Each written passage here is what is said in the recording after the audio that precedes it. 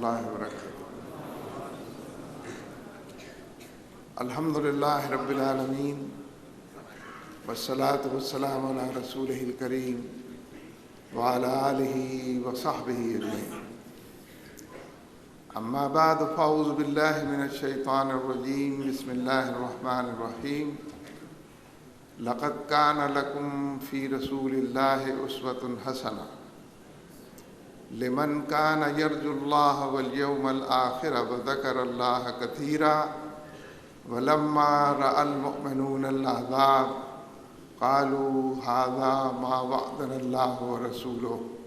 وصدق الله ورسوله وما زادهم إلا إيمانا وتسليما۔ من المؤمنين رجال صدقوا ما عاهدوا الله عليه فمنهم من قضى نحبه ومنهم من ينتظر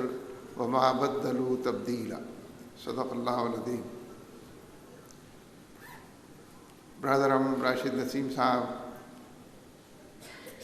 برادر عزیز محمد حسین مہنتی صاحب، برادر فاروق نعمت اللہ صاحب، حضرت مولانا عبدالرؤوف صاحب،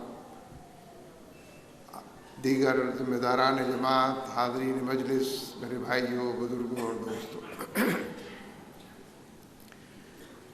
مجھے خوشی ہے کہ ضلع بستی کی جماعت نے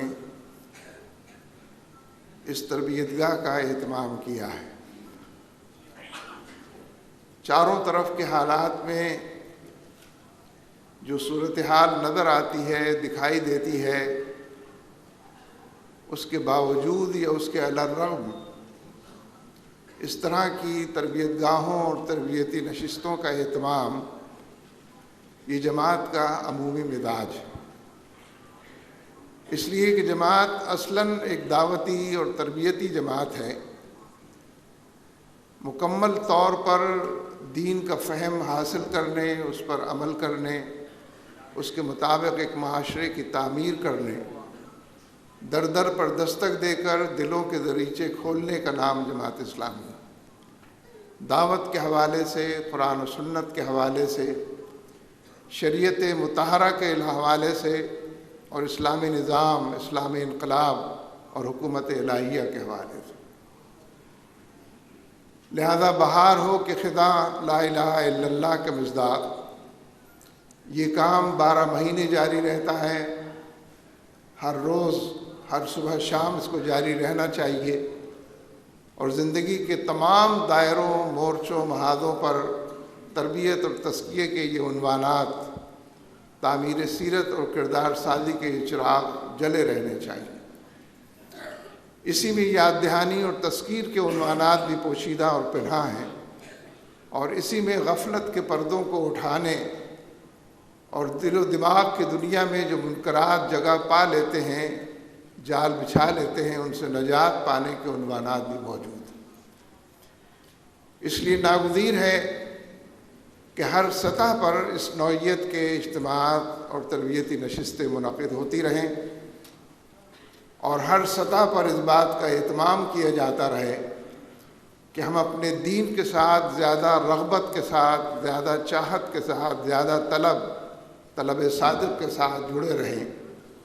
اور دین کے تقاضوں کو پورا کرنے میں ایک دوسرے کی مدد بھی کریں، اور مل جل کر اپنی اجتماعیت کو مضبوط، مستحکم اور طاقتور بھی بنائیں۔ جماعت اسلامی اول تاخر ایک دینی تحریک ہے، غلبہ دین کی تحریک، بندوں کو بندوں کی غلامی سے نکال کر بندوں کے رب کی طرف ہکانے کی تحریک، اور بندے اور رب کے درمیان تعلق میں جو ضعف اور کمزوری پیدا ہو جاتی ہے، اس تعلق کو مضبوط سے مضبوط تر کرنے، اور جو خلا پیدا ہو اس کو پر کرنے اور ہر خلیج کو پاٹنے کی تحریک۔ ظاہر ہے کہ بندہ اپنے رب کے ساتھ جڑا رہے گا تو اس کی ہدایات کو سمجھنا، اس کے احکامات کو جاننا، اس کی مرضی سے واقف ہونا، اس کی پسند اور ناپسند کے پیمانوں سے واقفیت اور اس کے مطابق زندگی کو ڈھالنا، یہ ممکن العمل بھی اور سہل الحصول بھی، اور ہر حوالے سے مضبوط تر ایک داعیہ پیدا ہوتا رہے گا۔ اس لیے میں سمجھتا ہوں کہ اس نوعیت کے اجتماعات کی ہر لمحے اور ہر دور کے اندر اہمیت رہی ہے، اور آج بھی اس کی وہی اہمیت ہے، اس کو زندہ اور تابندہ کرتے رہنا ناگزیر۔ نبی اکرم صلی اللہ علیہ وسلم نے ایک موقع پر ارشاد فرمایا کہ انسان کے جسم میں گوشت کا ایک لوتھڑا ہے، اگر وہ درست ہو جائے تو پورا جسم و جان درست ہو جاتا ہے، اور اگر وہ بگڑ جائے، خرابی کا شکار ہو جائے، بیماری سے دوچار ہو جائے تو پورا جسم بگڑ جاتا ہے، خرابی کی آماجگاہ بن جاتا ہے۔ اور قدر توقف کے بعد آپ نے ارشاد فرمایا کہ خبردار رہو، گوشت کا وہ لوتھڑا انسان کا دل ہے، اس کا قلب ہے۔ بالفاظ دیگر دل کے ثمار پر زندگی کا ثمار اور اس کا انحصار ہے، اور دل کے بگاڑ پر پوری زندگی کے بگڑ جانے کا عنوان اس کے اندر پوشیدہ۔ اب ذرا تصور کیجئے کہ گوشت کا یہ لوتھڑا زیادہ سے زیادہ آدھا پاؤ کا ہوتا ہوگا۔ یہ آدھا پاؤ گوشت بڑے سے بڑے تن و توش کے انسان کو، من بھر کے کم و زیادہ کے انسان کو، گوشت کو کنٹرول کرتا ہے۔ یعنی اس آدھا پاؤ گوشت کے اندر یہ طاقت اور قوت فی نفسہ ہی موجود ہے، یا اس کا حوالہ موجود ہے۔ ان تمام حوالوں کو اگر آپ سامنے رکھیں تو بینہی یہ بات بھی کہی جا سکتی ہے کہ جس طرح انسانوں کے دل ہوتے ہیں، اسی طرح قوموں کے بھی دل ہوتے ہیں، اسی طرح معاشرے کا بھی دل ہوتا ہے۔ معاشرے کا دل بگڑ جائے تو پورا معاشرہ بگڑ جاتا ہے۔ اس لیے اصلاح کی اور تربیت کی اور تبدیلی کی جتنی کوششیں آپ معاشرے کے اندر کریں گے، وہ بسا اوقات بالکل بے نتیجہ ہو جاتی ہیں، اس لیے کہ دل بگڑا ہوا ہے، اس کی طرف توجہ نہیں ہے۔ اور معاشرے اور اس کے دل کا تعلق بھی بینہی ویسا ہی ہے جیسا کہ فرد اور اس کے دل کا، یعنی آدھا پاؤ گوشت معاشرے کے چند ہزار لوگ کروڑوں پر بھاری ہوتے ہیں، معاشرے کے یا قوم کے چند سو لوگ جو اس کا دل قرار پاتے ہیں، وہ پوری کی پوری قوم پر فیصلہ کن حیثیت رکھتے ہیں۔ وہی پالیسیاں بناتے ہیں، وہی سوچ بچار کرتے ہیں، وہی زندگی کی ترجیحات طے کرتے ہیں، آج کی اصطلاح میں وہی بجٹ بناتے ہیں، وہی امپورٹ ایکسپورٹ پالیسی بناتے ہیں، وہی امریکہ یا روس نواز پالیسیاں بناتے ہیں۔ وہ چند سو یا چند ہزار لوگ جو ہیں وہ کروڑوں لوگوں کا قبلہ اور کعبہ تبدیل کر دیتے ہیں، کروڑوں لوگوں کی سوچ پر یا تو پہرے بٹھا دیتے ہیں یا ان کی سوچ کو غلط رخ کے اندر ڈھال دیتے ہیں۔ اس لیے یہ بات بھی اسی طرح درست ہے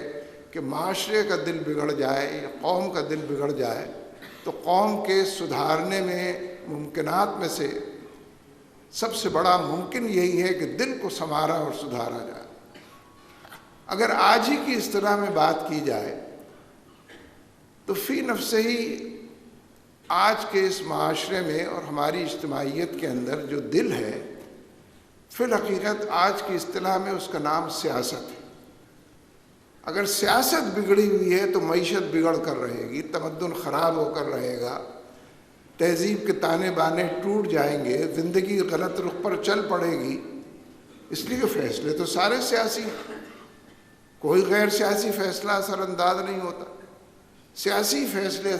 یہ جو سیاست کا دل، اگر یہ دل جس کو سیاست کہتے ہیں، اگر یہ بگڑے گا تو جسم و جان کو صحت سے، عافیت سے کوئی نہیں دوچار کر سکتا۔ دیکھیے جسم و جان کے اندر بھی آنکھیں اگر خراب ہوں یا نہ ہوں، بینائی نہ ہو تو گزارا ہوتا ہے اور آدمی سارے کام کرتا ہے۔ سماعت سے انسان محروم ہو جائے، بغیر سماعت کے بھی انسان ہوتے ہیں، گزارا کرتے ہیں، زندگی کی ترجیحات ٹھیک طریقے سے برتتے ہیں۔ ہاتھ پیر جواب دے جائیں، مفلوج ہو جائیں، کٹ کے گر جائیں، جسم و جان زندہ، لیکن دل اگر خراب ہو جائے تو پورا انسان ہاتھ پیر ہونے اور آنکھ ناک کان ہونے اور ان سب کے متحرک ہونے کے باوجود بے معنی ہو جاتا ہے۔ اس کو جتنا آپ بڑھائیں گے، چلائیں گے، پھیلائیں گے، وہی بات جو ہم پہلے سے جانتے ہیں وہ زیادہ واضح اور دو ٹوک ہو کر ہمارے سامنے آتی چلی جائے گی۔ لیکن اسے کیا کیا جائے؟ کہ صدیوں کی غلامی کے نتیجے میں ذہن، غیروں کی بات نہیں کر رہا، اپنوں کو کیا، اپنی اور آپ کی بات کرتا ہوں، صدیوں کی غلامی کے نتیجے میں ذہن ابھی سیاست کو دین کی حیثیت سے قبول نہیں کرتا۔ ہمارے ہاں تو اصطلاحاً بھی کبھی کبھی یہ بات کہتے ہیں کہ یہ فلاں صاحب جو ہے دراصل سیاسی ذہن زیادہ ہے، کہنا یہ چاہتے ہیں بے دین آدمی ہے، ذرا دین سے دور ہے۔ سیاسی ذہن کہنے کا مطلب ایک اچھی سے الفاظ میں گالی دینا ہے کہ اصل میں تو سیاسی زیادہ ہے، یہ اس کا مطلب دینی تو کم ہے نا۔ گویا وہ لوگ کہ جو دین اور سیاست کی تفریق سے آزاد ہو چکے ہیں، بلند ہو چکے ہیں، بات کو سمجھ چکے ہیں، اس معاشرے کا حصہ ہونے کی وجہ سے، اس کا جز ہونے کی وجہ سے پورے طریقے سے اس اصطلاح اور اس کے معنویت سے نجات نہیں پا سکے۔ صدیوں کی غلامی کے نتیجے میں ظاہر ہے کہ آقا نے تو یہ کام غلاموں کے لیے کرنا تھا، انگریز کی غلامی تھی کہ اس معاشرے کو دین اور سیاست کی تفریق کے اندر ڈال دیا جائے اور سیاست کو گالی بنا دیا جائے، اور بھلے لوگ اور اچھے لوگ اور سلیم الطبع لوگ اور سلیم الفطرت لوگ اور اللہ اور اس کے رسول کے جاننے والے، ان کا سیاست سے کوئی سروکار نہ ہو۔ لوگ کہیں کہ نہیں، اس گندے تالاب سے ہماری کوئی نسبت اور کوئی تعلق نہیں ہے،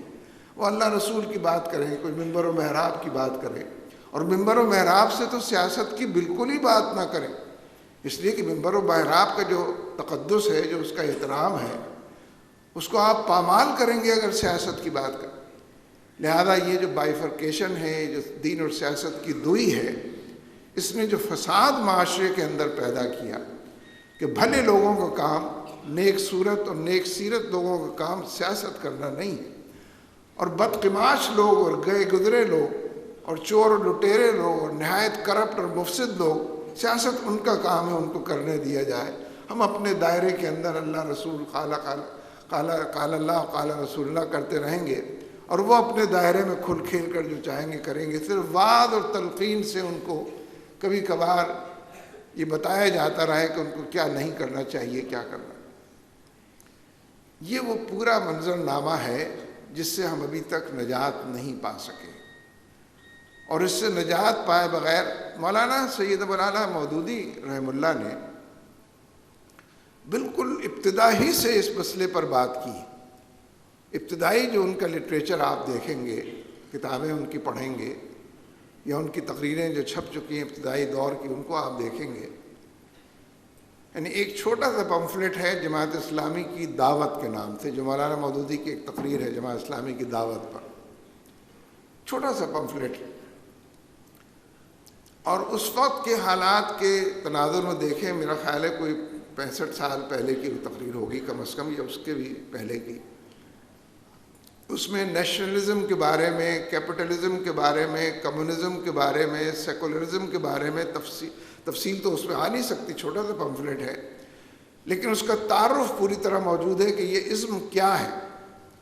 اور ان کی بیخکنی کیے بغیر، ان کی نفی کیے بغیر، ذہنوں پر ان نظاموں نے جو غلبہ پا رکھا ہے اس سے نجات پائے بغیر، اور اس نعروں کی دنیا میں جو ان مختلف ازموں نے پیدا کی ہوئی ہے، اور اس فلسفے کی دنیا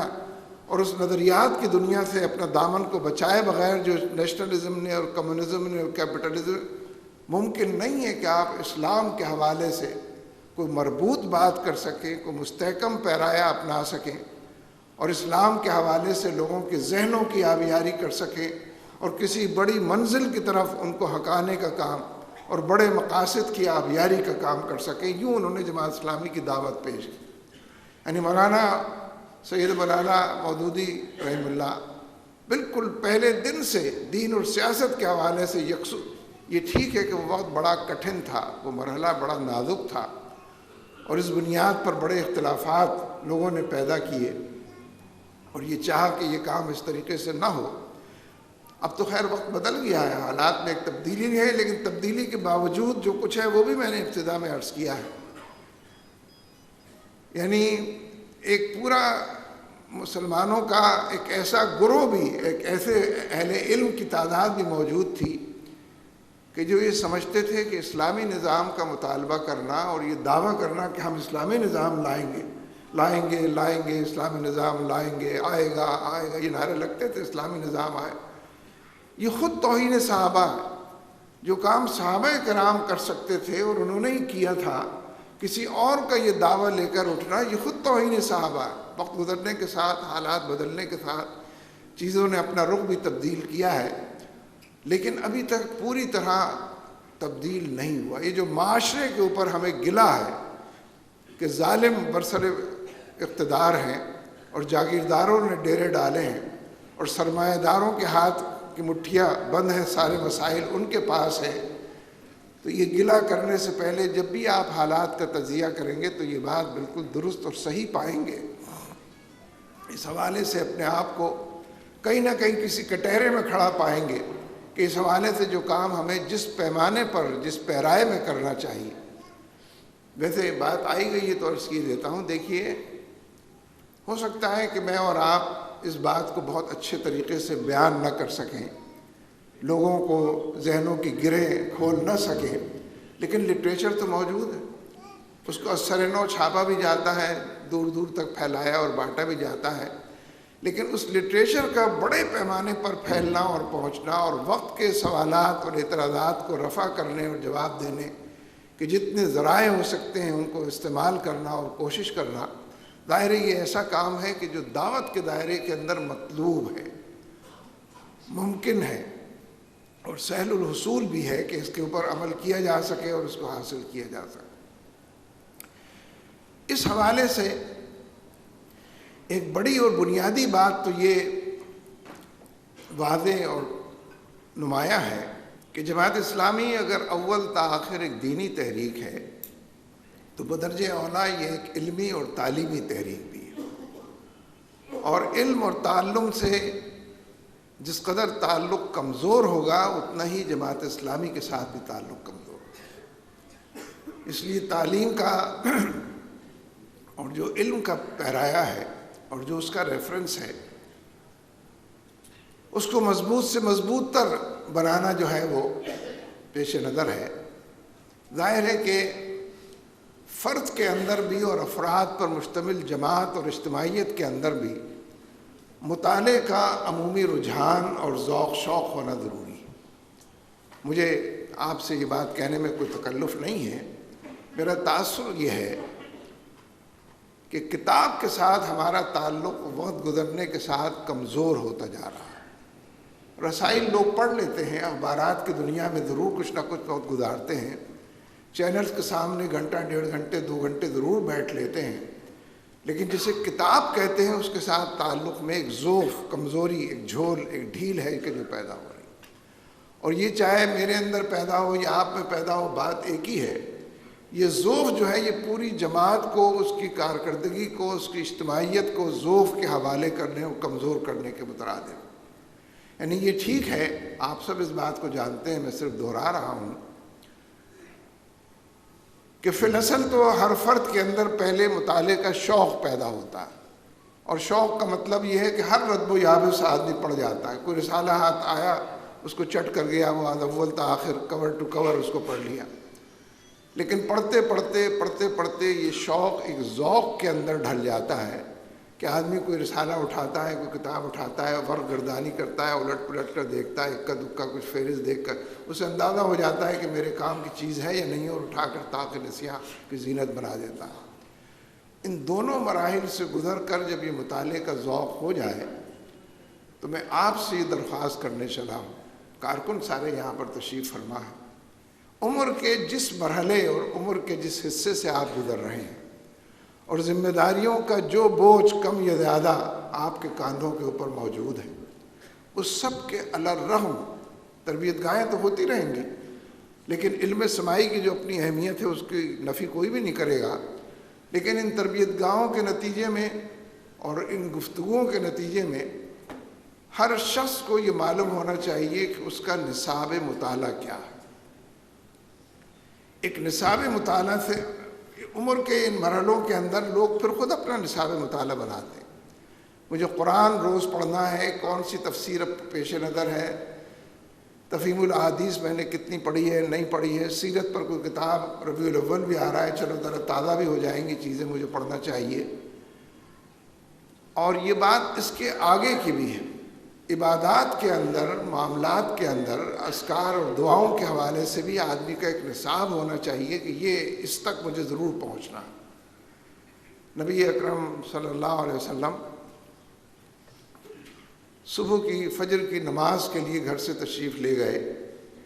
تو امہات المومنین میں سے جو تھیں وہ مصلی پر بیٹھی تھیں، اور آپ کو معلوم ہے کہ نبی صلی اللہ علیہ وسلم کے فجر کی نماز کے بعد جو معمولات ہوتے تھے کہ آپ فجر کی نماز سے فارغ ہو کر سلام پھیر کر لوگوں کی طرف رخ کر کے تشریف فرما ہوتے تھے،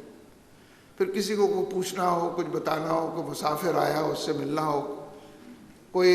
مہم کہیں پر بھیجنی ہو، کچھ لوگوں کو بلانا ہو، یہ تمام معاملات اسی وقت طے پاتے تھے۔ کوئی جب سورج کافی نکل آتا تھا تب آپ اٹھ کے واپس گھر آتے تھے، لہذا کافی تاخیر کے بعد جب آپ اپنے گھر واپس لوٹے تو دیکھا کہ امہات المومنین، میرا خیال ہے حضرت جویریہ رضی اللہ تعالیٰ عنہ تھی شاید، دیکھا کہ وہ اسی طریقے سے مصلی پر بیٹھی۔ آپ ان کے قریب گئے، اپنے ہاتھ میں ان کا ہاتھ لیا اور پوچھا تم اتنی دیر سے بیٹھی کیا کر رہی ہو یہاں؟ انہوں نے عرض کیا کہ یا رسول اللہ صلی اللہ علیہ وسلم، ذکر کر رہی ہوں، اللہ تعالیٰ کو یاد کر رہی ہوں، اس کے جو طریقے مجھے معلوم ہیں ان کو دہرا رہی ہوں۔ آپ نے فرمایا کہ اچھا تو پھر میں تمہیں ایک جامع ذکر سکھاتا ہوں۔ جامع ذکر کا مطلب یہ نہیں ہوتا کہ باقی اذکار سے آدمی مستغنی اور فارغ ہو جائے، بلکہ اس کی جامعیت کے حوالے سے اس کو ایک خاص ذوق اس کا پیدا ہو جائے۔ آپ نے پھر ذکر سکھایا، سبحان اللہ و بحمدہ و عدد خلقہ و رضا نفسہ و زینت عرشہ و مداد کلماتہ۔ نبی اکرم صلی اللہ علیہ وسلم ازواج مطہرات کو جب ذکر سکھا رہے ہیں، پوری امت کو تعلیم دے رہے ہیں، رہتی دنیا تک سارے انسانوں کو جو ان راستوں کے اوپر چلیں گے، ان مہمات کے اندر شریک ہوں گے، اس غلبہ دین کی جد و جہد کا عنوان بنیں گے، یہ اذکار اور دعائیں بھی آپ کے معمولات میں اور نصاب مطالعہ میں شامل ہونی چاہیے۔ نبی صلی اللہ علیہ وسلم ایک مجلس میں تشریف فرما ہے، صحابہ کرام حلقہ بنائے بیٹھے ہیں کہ لوگوں نے سنا، آپ کی زبان مبارک سے نکلا کہ جب تم جنتوں میں داخل ہو تو خوب وہاں کے میوے کھاؤ، اور یہ فرما کر آپ خاموش ہو گئے۔ ایک توقف کے بعد صحابہ نے عرض کیا کہ حضور ہم کوئی بات سمجھ نہیں سکے، آپ نے جو کچھ فرمایا ہے ہم اس کی کن کو، اس کی تہ کو پہنچ نہ سکے، آپ کے ارشاد کو وضاحت کے ساتھ ہم جاننا چاہتے ہیں۔ آپ نے فرمایا کہ مسجدیں تمہاری جنتیں ہیں، جب تم ان مسجدوں کے اندر داخل ہو تو زیادہ سے زیادہ یہ ذکر کرو جو جنت کا میوہ ہے، سبحان اللہ والحمد للہ ولا الہ الا اللہ واللہ اکبر ولا حول ولا قوت الا باللہ العلی العظیم۔ یعنی آپ لوگوں میں ایک شوق پیدا کر رہے ہیں، ایک رغبت پیدا کر رہے ہیں، اجر اور صلے کے حوالے سے، اپنی جنت کو مستحکم، پائیدار، مضبوط بنانے، یقینی بنانے کے حوالے سے لوگوں کو ایک لوگوں کی جد و جہد کو ایک رخ دے رہے ہیں۔ تو میں یہ عرض کر رہا تھا کہ جہاں مطالعے کے شوق کی اور ذوق کی ضرورت ہے، وہیں پر اپنی پوری زندگی کے روزانہ کے معمول کا نصاب بنانے کی ضرورت ہے۔ صبح مجھے کیا کرنا ہے، شام تربیت گاہیں تو اشارے کرتی ہیں، تربیتی نشستیں تو کسی خاص سمت کے اندر ترغیب دلاتی ہیں، شوق پیدا کرتی ہیں، جذبوں کو ابھارتی ہیں، کچھ کر گزرنے کے رجحان کو پائیدار بناتی ہیں۔ یہ پھر فی الواقع لوگوں کی طبیعت و مزاج کے اوپر ہے کہ اس میں سے اس کی استعداد اخذ و قبول کے نتیجے میں کہ وہ پھر اپنا اس تربیت گاہ کے نتیجے میں کیا پروگرام ترتیب دیتے ہیں۔ اور ظاہر ہے کہ اجتماعی تربیت کی اپنی اہمیت ہے، لیکن فی الاصل ہر شخص خود ہی اپنا نگراں ہے، اور ہر شخص اپنے بارے میں خود ہی جانتا ہے کہ وہ کتنے پانی میں ہے اور کن کن حوالوں سے اسے کون کون سی چیزیں کرنی ہیں اور مطلوب ہے وہ اسے کرنی چاہیے۔ دوسری بات پھر اسی سلسلے کی یہ ہے، ہم جب بالکل ابتدا میں کوئی 40 سال پہلے، اس کے پہلے بین الاقوامی اسلامی کانفرنسوں میں جانا ہم نے شروع کیا، اسلامی تحریکوں کے اکٹھ جمع ہوئے لوگ، تو وہاں سب سے پہلے جو بات سننے کو ملی اور پھر اس کو ہم نے دیکھا مختلف کانفرنسوں میں لوگ دہراتے تھے وہ پہلی بات یہ تھی کہ آپ کی سوچ عالمی اور آفاقی ہونی چاہیے، یعنی آپ کی سوچ گلوبل ہونی چاہیے، اس لیے کہ اسلام عالمی ہے، آفاقی ہے، عالمگیر ہے ساری انسانیت کے لیے۔ یعنی سوچ آپ کی گلوبل ہو اور کام اور ایکشن جو ہے آپ کا لوکل۔ آپ اس علاقے میں رہتے ہیں تو اس علاقے کے معاملات میں دلچسپی لیجئے، یہاں کے حالات کو دیکھیے، یہاں جو لوگ بستے ہیں ان کے دکھوں کا مداوع کیجئے، ان تک دعوت پہنچانے کا۔ سوچ عالمی سوچ کیسے ہوگی؟ اسی طرح ہوگی کہ عالم اسلام میں بھی اور پوری دنیا کے اندر بھی جو کچھ ہو رہا ہو اس سے واقفیت پیدا ہو۔ آج کل تو یہ کام آسان ہو گیا ہے، دنیا سمٹ گئی ہے، ایک چھوٹے سے گاؤں کی وحدت اس نے اختیار کر لی ہے۔ ہر لمحے جو واقعہ یہاں پیش آتا ہے پوری دنیا میں، جو دنیا میں پیش آتا ہے وہ یہاں تک پہنچ جاتا ہے، نشر ہوتا ہے۔ یہ پھر مطالعے کا تقاضا کرتی ہے یہ بات، لیکن جو زیادہ ذمہ دار لوگ ہیں بدرجہ اولیٰ ان کے لیے، پھر درجہ بدرجہ تمام لوگوں کے لیے یہ بات درست ہے کہ وہ ازخود اس کا اہتمام کریں یا اجتماعی طور پر اس پہ مدد حاصل کریں کہ کیسے ہم دنیا کے حالات سے واقفیت پیدا کریں۔ وہ کون سے رسائل ہیں، وہ کون سی کتابیں ہیں، وہ کون سے رویے ہیں کہ جس کے نتیجے میں ہمیں معلوم ہو پوری دنیا میں کیا ہو رہا ہے۔ ظاہر ہے آپ اس بات کو جانتے ہیں کہ دنیا کا ایک حصہ تو وہ ہے جو فرسٹ ورلڈ کہلاتا ہے، مہذب ترین دنیا جس کو وہ اپنے آپ کو کہتے ہیں، پڑھے لکھے لوگوں کی دنیا، وسائل سے مالا مال دنیا، ساری دولت جہاں پر جمع اور اکٹھی ہے اور ساری دنیا کے فیصلے جہاں ہوتے ہیں، یعنی مغربی دنیا۔ اس مغربی دنیا کے اندر جو نظام صدیوں سے چلا آ رہا ہے، ان کا تہذیبی اور معاشی نظام، اس تہذیبی اور معاشی نظام کے خلاف اسی کے تحت زندگی بسر کرنے والے لاکھوں کی تعداد میں سینکڑوں شہروں کے اندر اٹھ کر کھڑے ہو گئے، اس کے خلاف نعرے لگا رہے ہیں، احتجاج کر رہے ہیں۔ اور آپ جتنا قریب سے اس کو پڑھیں گے اور سمجھیں گے تو اعتماد کا ایک خاص ولولہ ہے کہ جو پیدا ہوگا کہ بات وہ کہہ رہے ہیں کہ جو آپ پچھلے 50-60 سال سے لوگوں کو بتا رہے ہیں۔ وہ کہہ رہے ہیں کہ سرمایہ دارانہ نظام جو ہے یہ غریب کی غربت میں اضافہ کرتا ہے، غریبوں کی تعداد میں اضافہ کرتا ہے۔ ان کی اصطلاح میں پاورٹی لائن سے نیچے زندگی بسر کرنے والے ان کی تعداد بھی بڑھ رہی ہے اور ان کی غربت کی مقدار بھی بڑھ رہی ہے، اور امیروں کی عمارت کے اندر ان کی دولت اور ان کی تجوریوں کے اندر اضافہ کرتا ہے۔ یہ ظالمانہ نظام، غیر منصفانہ نظام۔ یعنی جب آپ دنیا کے بعد تو اندازہ ہوگا کہ بالکل وہی نعرے کہ جو آپ کے ہیں، جو تجزیہ، جو سوچ اور فکر قرآن و سنت کے حوالے سے آپ کی ہے کہ دولت کا ارتکاز نہ ہونے پائے، دولت تمہارے امیر لوگوں کے اندر گردش نہ کرتی رہے، بلکہ دولت تقسیم ہوتی رہے، تقسیم در تقسیم سے دوچار ہوتی رہے، زیادہ لوگوں کے ہاتھوں تک پہنچتی رہے، اور گردش ایام کی طرح گردش دولت کا فلسفہ جو ہے وہ بھی لوگوں کے سامنے پیش ہوتا رہے۔ یعنی ایک پوری دنیا یہ ہے جس کی کوئی قیادت نہیں ہے اس وقت جو ان کو بتائے، اور کیا بتائے، کوئی متبادل نہیں ہے ان کے سامنے کہ کون سا نظام اٹھائے۔ وہیں کی تحریکوں کی ذمہ داری بنتی ہے، جو کچھ نہ کچھ وہ لوگ کر بھی رہے ہیں، کہ ان کو متبادل نظام سے بھی روشناس کریں اور متبادل قیادت بھی اس کو فراہم کریں۔ لیکن ایک پوری دنیا، مسلم دنیا بھی ہے، یعنی جس دن مصر کے حالات بدلے ہیں اس سے 24 گھنٹے پہلے، ایک دن پہلے تو حالات کی تبدیلی کا کوئی عنوان نہیں تھا۔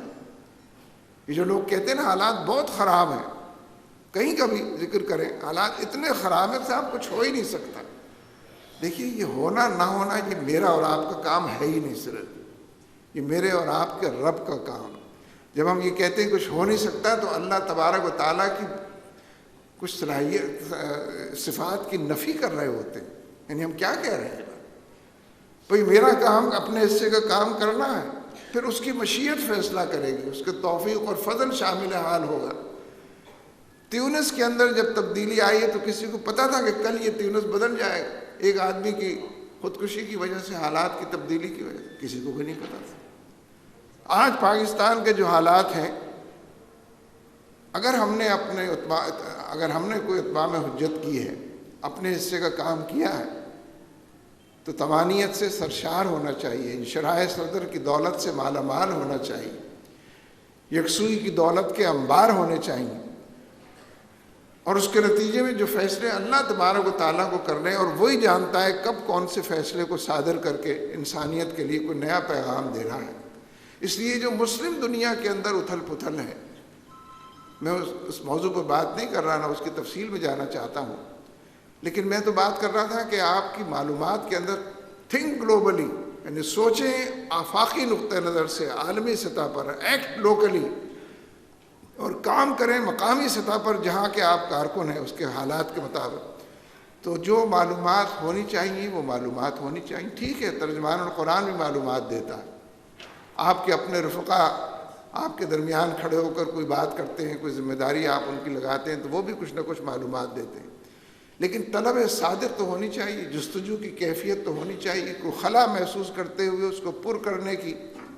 دل و دماغ کے اندر ایک صحیح اور کوشش ہونی چاہیے۔ بین ہی اسی طریقے سے ناگزیر ہے کہ ہم اپنے ملک کے حالات سے بھی واقفیت پیدا کرتے ہیں، جس کو لوگ سیاست بھی کہہ کے بعض اوقات جھٹک دیتے ہیں۔ یعنی یہ ٹھیک ہے کہ ذرائع ابلاغ بہت ہو گئے، پرنٹ میڈیا بھی، الیکٹرانک میڈیا بھی، اور سوشل میڈیا سب سے زیادہ اہم ہے۔ اس وقت سوشل میڈیا کو ویٹو حاصل، اور یہ جو دنیا بھر کی تبدیلیوں کی داستان ہے، اس میں سوشل میڈیا کا سب سے زیادہ رول ہے۔ یہ جس کو فیس بک کہتے ہیں، فلاں بک کہتے ہیں، فلاں بک کہتے ہیں، جتنے ذرائع ابلاغ کے اندر اضافہ ہوا ہے اتنا ہی کنفیوژن کے اندر بھی اضافہ ہوا۔ اور ایک بات پھر اگر آپ مجھے کہنے کی اجازت دیں کہ ہمارے کارکن کے اندر یہ ذوف بدرجہ اولا موجود ہے، ایک کالم پڑھ کے ڈھیر ہو جاتا ہے، فون کرو بھائی یہ تو پالیسی غلط ہے، لکھا کسی کالم نگار نے ہے، لیکن آپ کا عدم اعتماد اپنی قیادت کی طرف چلا آتا ہے، یہ سب کیا ہو رہا ہے صاحب، حالات بالکل خراب ہو گئے ہیں، اس کو تو اس طرح یہ جو کالموں کی مار ہے یہ تو اس کا امکان موجود ہے۔ کالم تو کنفیوز کرنے کے لیے، صورتحال کو ڈیفیوز کرنے کے لیے، معاملات کو آپ کے ذہن کے اندر جس طرح وہ جگہ پا چکے ہیں، طے پا گئے ہیں، اس کی ترجیحات کا تعین ہو گیا ہے، اس سے نجات دلانے کے لیے ہوتے ہیں۔ اس لیے کالم آپ 100 پڑھیں، چاہے 10 پڑھیں، آپ اداری آپ 20 پڑھیں، 50 پڑھیں، لیکن آپ جس موقف کے حامی ہیں، جس رائے کے حامی ہیں، جس پالیسی کو لے کر چل رہے ہیں، اگر اس پر آپ تزلزل کا شکار ہو جاتے ہیں، ڈھل بل ہو جاتے ہیں، تو اس کا مطلب کالم نگار کامیاب ہے اور ہم ناکام، اداریہ نویس کامیاب ہے اور ہم ناکام، اور ہر روز کا معاملہ اسی طریقے سے۔ اس لیے میڈیا جو ہے یہ 2 دھاری تلوار ہے، یہ آپ کو آپ کے حق میں دلائل بھی فراہم کرتا ہے، یہ آپ سے آپ کے حق کے دلائل چھین بھی لیتا ہے، یہ ذہنوں تک رسائی پیدا کر کے ذہن کے اندر اونچ نیچ اور زگزیگ بھی بنا دیتا ہے، اور ذہن کے اندر یکسوئی پیدا کر کے حالات، یہ آپ کے اوپر اس کا انحصار ہے کہ اس سے کیا لیتے ہیں اور کیا نہیں لیتے۔ لہذا اس اعتبار سے ناگزیر ہے کہ ہم لازماً اس پر بھی تبادلہ خیال کرتے رہیں کہ ملک کے حالات اس وقت کیا رخ اختیار کر چکے ہیں اور کیا رخ اختیار کرتے نظر آتے ہیں، دکھائی دیتے ہیں۔ جماعت اسلامی کی پالیسیاں جو ادارے بناتے ہیں وہ مستحکم اور پائیدار ادارے ہیں۔ جماعت اسلامی کے موقف اور پالیسی سے روشناس کرانے کے لیے آپ کے پاس پرنٹڈ ورڈ کے اندر قراردادیں موجود، ہر مسئلے پر قراردادیں آتی ہیں جو پورا موقف بیان کرتی ہیں۔ اگر کسی کو اس کی تلاش ہو، اس بارے میں کوئی فکر مندی ہو، تو وہ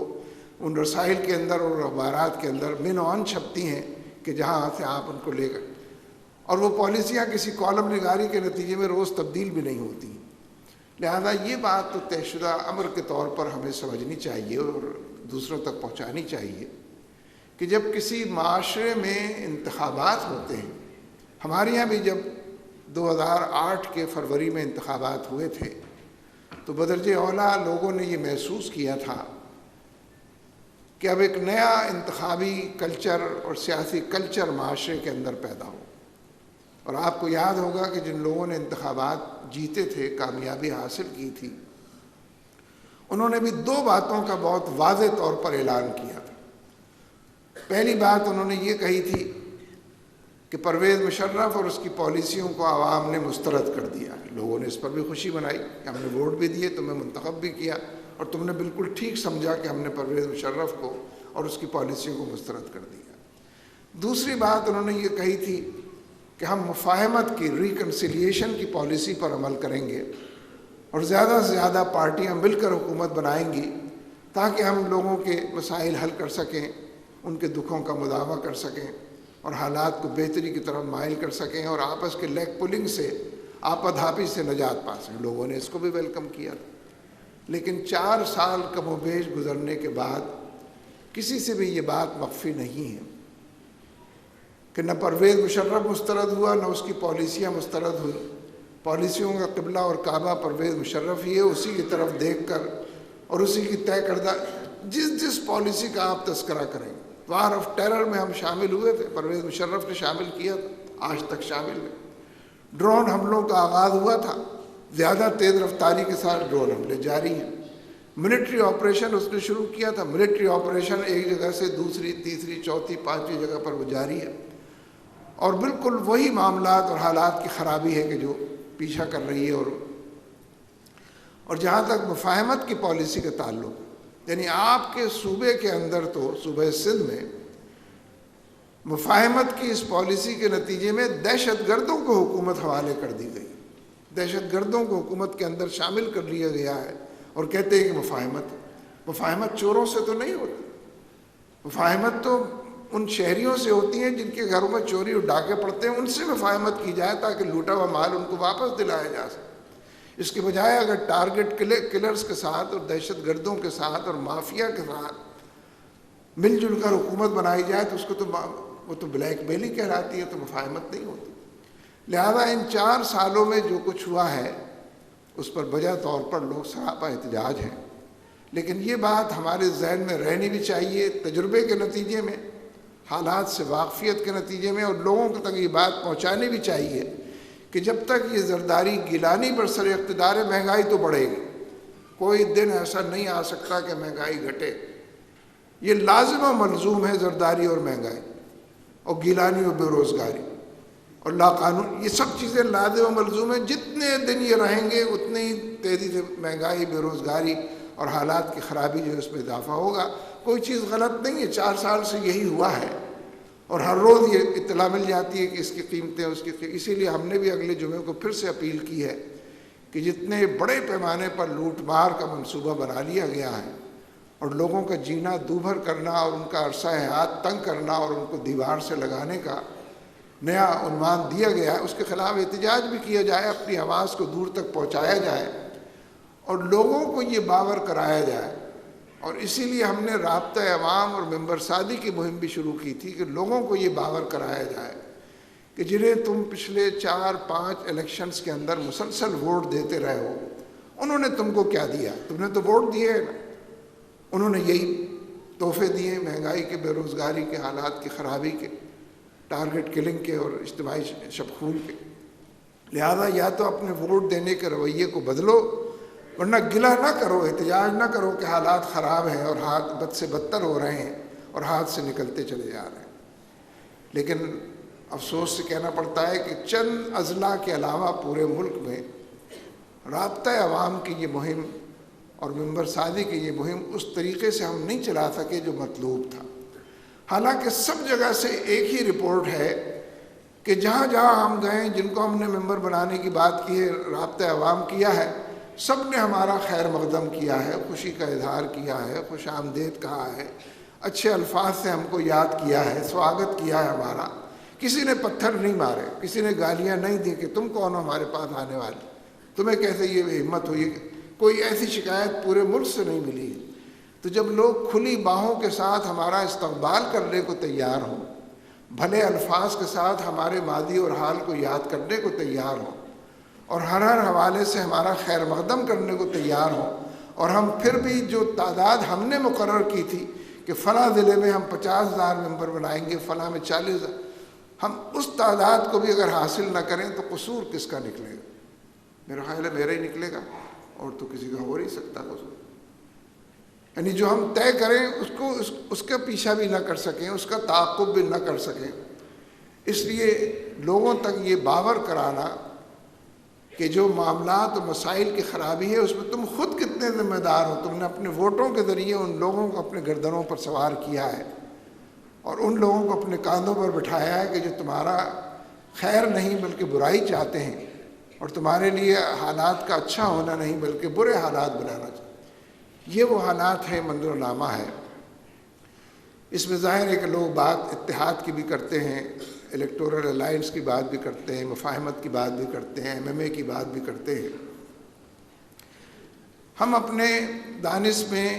ان تمام لوگوں سے رابطے میں ہیں جن کے ساتھ آگے چل کر کوئی نہ کوئی معاملہ ہو سکتا ہے، یہ معاملہ کرنے کی کوشش کی جا سکتی ہے.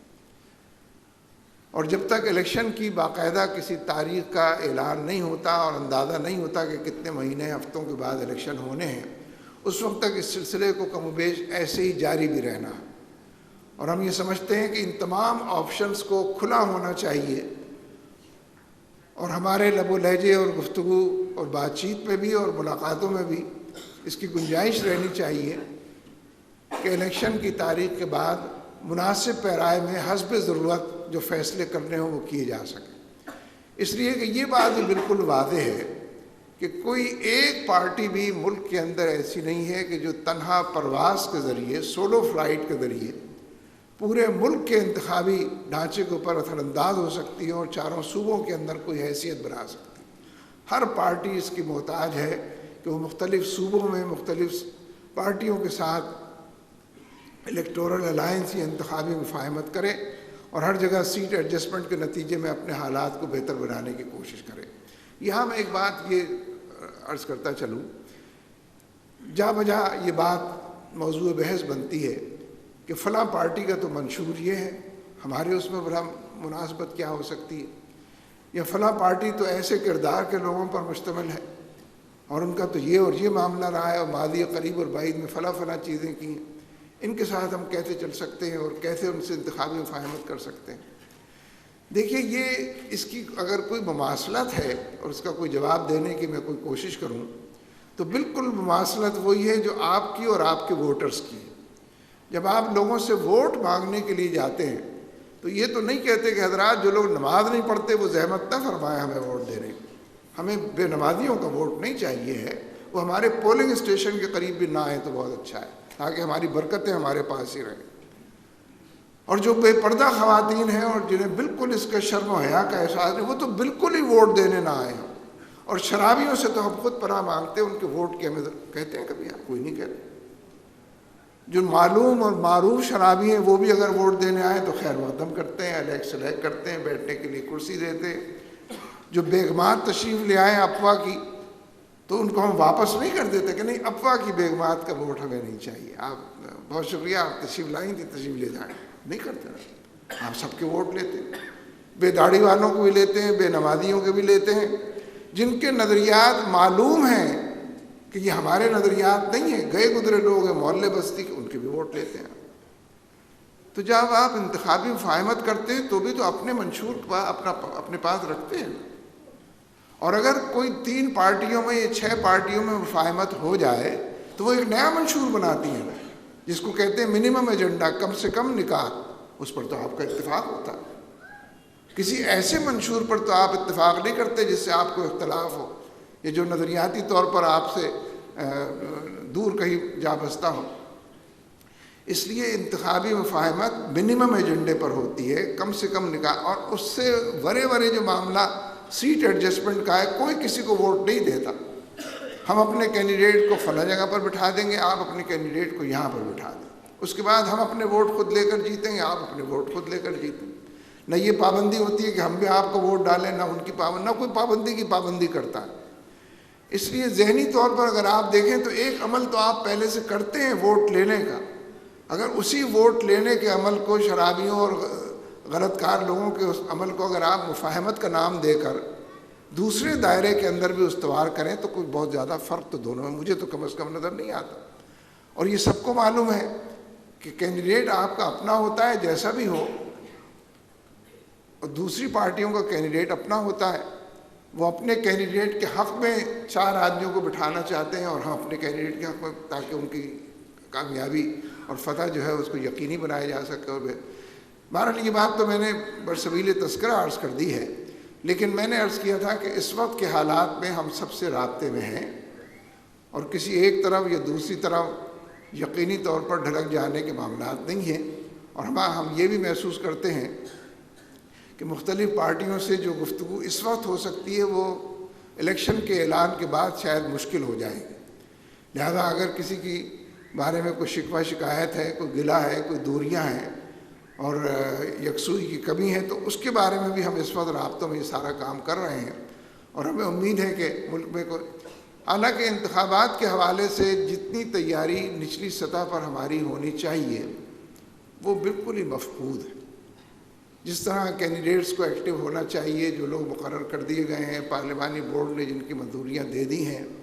ان کو فعال کردار ادا کرنا چاہیے، رابطہ عوام ہونا چاہیے، تنظیم بھی یہ کام کرے، کینڈیڈیٹس،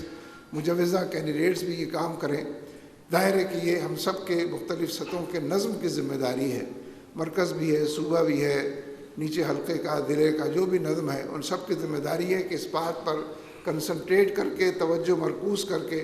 ہم یہ کوشش کریں کہ لوگ فیلڈ کے اندر، میدان کے اندر نظر آئے، دکھائی دیں، اور حالات کی بہتری کے لیے جو کوششیں ہو سکتی ہوں ان کوششوں کو کریں۔ تو میرے بھائیوں، دوستوں، عزیزوں اور ساتھیوں، 4 پارٹیوں کا الائنس تو اس وقت موجود ہے، پیپلز پارٹی اور ANP اور MQM اور مسلم لیگ قاف کا۔ ان کی حکومتیں بھی بنی ہوئی ہیں، 4 صوبائی حکومتوں میں بھی 3 صوبوں میں موجود ہیں، مرکز کے اندر بھی موجود ہیں، اور وقتاً فوقتاً ایک دوسرے کی تائید کے حوالے سے جو ضرورت پڑتی ہے اس کو بھی پورا کرتے ہیں۔ ظاہر ہے کہ حکومتی الائنس کے ہوتے ہوئے بسا اوقات مشکل ہو جاتا ہے کہ لوگ کسی فیئر الیکشن کا خواب بھی دیکھ سکیں، اور ہمارے ہاں بھی دیگر پارٹیوں کے حوالے سے یہ بات موجود ہے، اور لوگ اس بارے میں گفتگو کرتے رہتے ہیں کہ زرداری صاحب کے ہوتے ہوئے جو الیکشن ہوں گے وہ کتنے منصفانہ ہو سکتے ہیں، اس کا کوئی تصور کسی کے ذہن میں ہو تو ہو، لیکن بعض لوگوں کا خیال یہ ہے کہ جو صوبوں میں بھی حکومتیں بنی ہوئی ہیں، سندھ کے اندر، بلوچستان کے اندر اور صوبہ پختونخوا خیبر کے اندر، یہ حکومتیں شاید فیئر الیکشن کا بھی پورا نہ کر سکیں، لیکن ظاہر ہے کہ ان تمام چیزوں کا سامنا کرنا ہے، مقابلہ کرنا ہے، اپنے طور پر جو تدبیر اصلاح کی، بہتری کی ہو سکتی ہے اس کو اپنانا، بروکار لانا ہے۔ اسی سلسلے میں یہ بات بھی ہے کہ الیکشن کمیشن پچھلے کئی الیکشنز کمیشنز کے مقابلے میں نسبتاً بہتر کارکردگی کا اب تک مظاہرہ کرتا رہا ہے، اور اس نے بعض ایسے فیصلے کیے ہیں جو اس سے پہلے نہیں ہوئے، لیکن ہم جو بات مسلسل کہتے ہیں کہ الیکشن کمیشن کو آزاد ہونا چاہیے اور خود مختار ہونا چاہیے، یعنی وہ وزیر اعظم کے بارے میں بھی فیصلے کر سکے یک طرفہ طور پر، اور ان کی بعض سرگرمیوں پر جو سرکاری فنڈ سے کی جا رہی ہیں قدغن لگا سکے۔ یہ ہے خود مختار و آزاد اور خود مختار ہونے کا مطلب۔ یہ قریب ترین حالات کے اندر بھارت کے اندر جو الیکشن کمیشن ہے وہ ان صفات سے متصف ہوتا ہے، تو ظاہر ہے کہ اس کا ریفلیکشن یا اس کا عکس جو ہے وہ پورے الیکٹورل پروسیس پر، اس عمل کے اوپر نظر آتا ہے، دکھائی دیتا ہے، اس کی چھاپ دکھائی دیتی۔ لہذا یہ مطالبہ تو ہمارا موجود ہے، اس کو ہم جاری بھی رکھنا چاہتے ہیں، لیکن ہم یہ سمجھتے ہیں کہ حالات کی خرابی میں سے کوئی راستہ نکلنا چاہیے۔ ایک آخری بات عرض کر کے بات کو ختم کرتا ہوں۔ پچھلے دنوں یہ جو وزیر اعظم صاحب کی بلائی ہوئی APC ہوئی تھی، اور ظاہر ہے کہ اس میں سرکاری سول حکومت کے لوگ، کارندے اور نمائندے بھی موجود تھے، اور فوج کے بھی سربراہ اور ISI کے بھی سربراہ موجود تھے، لہذا ایک مربوط گفتگو کرنے اور جو وقت اور حالات کے تقاضے ہیں اس سے ان کو آگاہ کرنے اور اپنا نقطہ نظر بیان کرنے کا ایک موقع تھا کہ جو جماعت کے ہاتھ آیا تھا۔ باتیں تو بہت ہوئی، میں صرف ایک بات کی طرف اشارہ کرنا چاہتا ہوں۔ پاکستان کو اس وقت پوری دنیا کے اندر دہشت گردی کا مرکز قرار دے دیا گیا، ہر جگہ ہمارا تذکرہ جو ہے دہشت گردوں کے حوالے سے ہوتا ہے،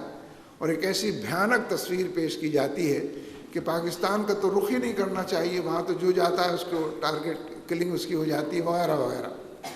اس کے لیے دشمنوں نے بھی کام کیا ہے، اور حکمت عملی کے تحت بڑی قوتوں نے اور طاقتوں نے بھی اس سلسلے میں کام کیا۔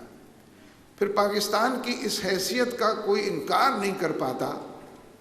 کہ یہ جو پچھلے 10 سال سے کم و بیش افغانستان میں جنگ جاری ہے، اس جنگ کے حوالے سے جو پاکستان کا کردار ہے وہ سب سے زیادہ ضروری کردار ہے اور سب سے زیادہ فیصلہ کن کردار۔ پاکستان کی دلچسپی یا پاکستان کی عدم دلچسپی یا پاکستان کا کسی ایک طرف جھکاؤ یا کسی دوسری طرف جھکاؤ یہ فیصلہ کن ہے، چاہے امریکی الٹے لٹک جائیں اور نیٹو کے لوگ ساری کارروائیاں کر لے، وہ افغانستان میں جن مقاصد کے لیے آئے ہیں اس کو نہیں پا سکتے۔ ہم نے ایک بات جس کی طرف اشارہ کرنا چاہتا ہوں مسلسل کرنے کی کوشش کی کہ اس پورے تناظر میں ایک بہت بڑی تعداد پاکستان میں ایسے لوگوں کی ہے جن کو ہم خود دہشت گرد کہتے ہیں، ہماری حکومت کہتی ہے، ہماری فوج کہتی ہے، سول اور فوجی انتظامیہ اور اس کے علاوہ بھی لوگ کہتے ہیں، لیکن ہماری ریڈنگ یہ ہے اور آبزرویشن یہ ہے کہ شاید دہشت گردوں کی جو سب سے بڑی تعداد ہے وہ پاکستان کی افغانستان پالیسی سے اختلاف کی وجہ سے دہشت گرد بنے۔ ان کو جو یقین دہانیاں کرائی گئی تھیں کہ امریکہ کے ساتھ ہم نہیں جائیں گے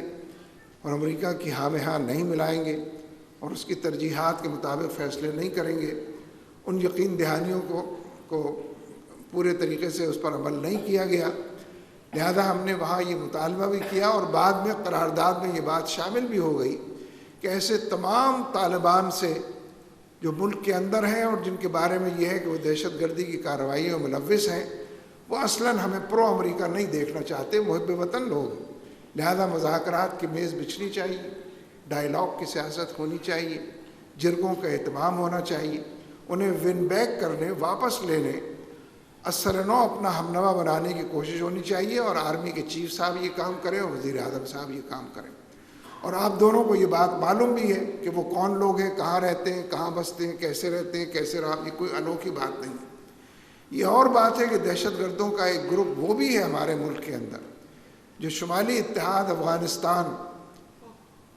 یا بھارت اور امریکہ کے ایما پر اس ملک کے اندر دہشت گردی کی کارروائیاں کرتا ہے۔ وہ ہمیں غیر مستحکم کرنا چاہتے ہیں اور دشمنی کے جتنے اطوار اور طریقے ہو سکتے ہیں ان کو اپنا کر وہ اس کام کو کرتے ہیں۔ ان سے بھی نمٹنا چاہیے، بجائے اس کے کہ ان کے خلاف کارروائی اس لیے نہ کی جائے کہ وہ سب ریمنڈ ڈیوس ہیں، ان سب کو چھوڑ دینا چاہیے اور امریکہ کو ناراض نہیں کرنا چاہیے۔ لیکن ہمارے ہاں المیہ یہ ہے کہ پارلیمنٹ جس کو لوگ سپریم کہتے ہیں اور کہتے ہوئے تھکتے بھی نہیں ہیں اور آئین کی بالادستی کے ساتھ پارلیمنٹ کی بالادستی کی بات کرتے ہیں، اس پارلیمنٹ نے بھی اس طرح کی قراردادیں منظور کی ہیں، ایک نہیں 2 APC نے بھی اس طرح کی قراردادیں منظور کی ہیں، لیکن کسی قرارداد کی طرف ایک قدم بھی بمشکل آگے بڑھا گیا ہے۔ عمل کرنا تو درکنار، اس کی جانب سوچا بھی نہیں گیا۔ اس لیے ملک کے حالات جن لوگوں کے ہاتھ میں ہیں وہ اپنے رویوں کی وجہ سے، طور طریقوں کی وجہ سے، ترجیحات کی وجہ سے، سوائے اس کے کہ ملک کو نقصان پہنچا رہے ہیں اور دلدل کے اندر دھکیل رہے ہیں اور حالات کی خرابی کا شکار کر رہے ہیں، کوئی اور چیز ان سے شاید توقع کی بھی نہیں جا سکتی اور ان سے ممکن بھی نہیں۔ ظاہر ہے کہ یہ ایجنڈا بھی ہمارا ہے کہ ہم ان ایشوز کے اوپر بات کرتے رہیں، لوگوں کو اعتماد میں لیتے رہیں اور لوگوں کے اعتماد میں اپنے اوپر اضافہ بھی کریں، اور حکومت پر جتنا دباؤ بڑھایا جا سکتا ہے صوبائی اور قومی مرکزی حکومت پر، اس دباؤ کے اندر بھی اضافہ کریں تاکہ ہمارا موقف بھی واضح ہوتا رہے، اور اس کے حوالے سے اگر پالیسی کا کچھ رخ تبدیل ہوتا ہے تو اس کے حوالے سے بھی لوگ ہمارے بارے میں ایک اچھی رائے قائم کر سکیں۔ وآخر دعوانا ان الحمدللہ۔